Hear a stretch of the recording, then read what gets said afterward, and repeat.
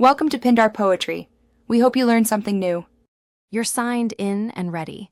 Now go straight to Account then Orders to find the order you want to cancel. Once you locate it, check its status carefully. Pending allows quickest action, processing may be too late. If it's pending, hit the cancel option immediately. This stops payment capture and prevents shipment.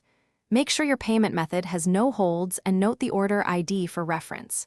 If you don't see cancel, that means Stockx has already matched the order, so prepare for the next steps. If cancel is available, confirm it and follow on-screen prompts to finalize. The platform will notify you by email.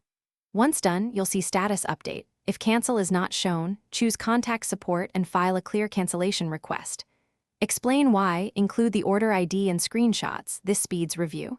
Keep notifications on. Stockx reviews requests to ensure seller protections, so be concise but thorough. Once they respond, you'll either get a refund or a denial with next steps. Once Stockx processes cancellation, monitor your orders page and email for confirmation. Refunds usually return to the original payment within 3 to 10 business days.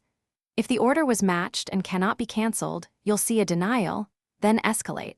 Reply with order ID, payment receipts, and timestamps to support. If you hit delays, use polite follow-ups and request escalation. One key troubleshooting tip: if you don't receive confirmation within 48 hours, reopen.